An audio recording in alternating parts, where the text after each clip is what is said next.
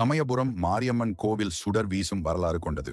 இந்த கோவில் இதிகாச புராண காலத்தில் தோன்றியதாக மக்கள் நம்பினாலும் வரலாற்று ஆதாரங்கள் பார்த்தால் இந்த கோவில் சுமார் 300 ஆண்டுகளுக்கு முன்பு உருவானதாக கருதப்படுகிறது. இன்று நாம் காணும் மாரியம்மன் கோவில் 18ஆம் நூற்றாண்டில் ராணி மங்கம்மாவின் பேரனான விஜயரங்க சொக்கநாதர் என்பவரால் கட்டப்பட்டது. அதன் பின் இந்த பகுதியை பாண்டியர் வம்சத்தைச் சேர்ந்த மாரவர்மன் குலசேகரன் ஆட்சி செய்தார். புராண கதையின்படி ஸ்ரீரங்கம் அரங்கநாதர் கோவிலில் மாரியம்மன் வைணவியாயிருந்ததாக கூறப்படுகிறது. ஆனால் அவளின் உக்கிரத்தை ஜீயர் தாங்க முடியாததால் அவளை கோவிலில் இருந்து அப்புறப்படுத்த உத்தரவிடுகிறார். அம்மனின் சிலையை எடுத்துச் சென்றவர்கள் முதலில் ஓரிடத்தில் வைத்து சற்று இளைப்பாறினார்கள். அந்த இடமே இப்போது இனாம் சமயபுரம் என அழைக்கப்படுகிறது. அதனால்தான் இன்றும் திருவிழாவின் 8வது நாளில் அம்மன் அங்கு ஓரிரவு தங்குவதாக நம்பப்படுகிறது. அதன் பின் அவர்கள் அம்மனை கண்ணனூரில் உள்ள அரண்மனை மேட்டுக்கு எடுத்துச் சென்றனர். அதுவே இன்று நாம் வழிபடும் சமயபுரம் மாரியம்மன் கோயில் எழுந்த இடம்.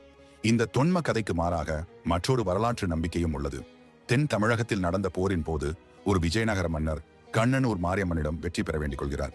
போரில் வெற்றி பெற்றதும் அவர் சொன்னபடி அம்மனுக்கு பிரம்மாண்டமான கோவில் கட்டுகிறார்.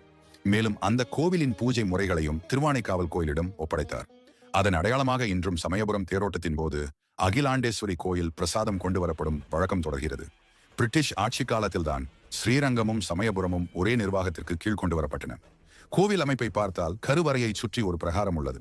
அதில் விமானத்தின் அதிர்ஷ்டான பகுதியில் தொட்டி போன்ற அமைப்பில் நீர் நிரப்பப்பட்டிருக்கும். இது அம்பாளின் உக்கிரத்தை தணிக்கவும் கருவறையை குளிர்விக்கவும் செய்யப்பட்ட ஒரு வழக்கம். தட்சனின் யாக தீயில் விழுந்து எரிந்த சக்தியின் உடலை தூக்கி கொண்டு சிவபெருமான் தாண்டவமாடிய போது சக்தியின் திருக்கண்கள் விழுந்த இடமாக சமயபுரம் கருதப்படுகிறது. ஸ்ரீரங்கத்திலிருந்து வந்ததால் சமயபுரம் மாரியம்மனின் தாய் வீடாக ஸ்ரீரங்கம் கருதப்படுகிறது. கோடை காலத்தில் வெப்பத்தால் பலவிதமான நோய்கள் தோன்றும் என்பதால் மாசி கடைசி ஞாயிறு துவங்கி பங்குனி கடைசி ஞாயிறு வரை அம்மன் விரதம் இருப்பது வழக்கம். அதாவது இந்த 28 நாட்களும் அம்மனுக்கு நைவேத்தியம் ஏதும் படைக்கப்படாது. இளநீர், பானகம், கரும்புச்சாறு, துள்ளுமாவு ஆகியவை மட்டுமே நைவேத்தியமாக படைக்கப்படும். வழக்கமாக அம்மனுக்கு வேண்டிக் கொண்டு பக்தர்கள் தான் பட்டினி விரதம் இருப்பார்கள். ஆனால் பக்தர்களுக்காக அம்மன் விரதம் இருக்கும் ஒரே கோவில் இது மட்டும்தான். பட்டினி விரதம் இருக்கும் காலங்களில் அம்மனின் முகம் சோர்வுடன் காணப்படுவதாக சொல்லப்படுகிறது. இந்த காலத்தில் அம்மனை குளிர்விப்பதற்காக கூடை கூடையாக மலர்களை கொண்டு வந்து அம்மனுக்கு விழா நடத்துவார்கள். இதைதான் பூச்சொரிதல் விழா என்கின்றனர்.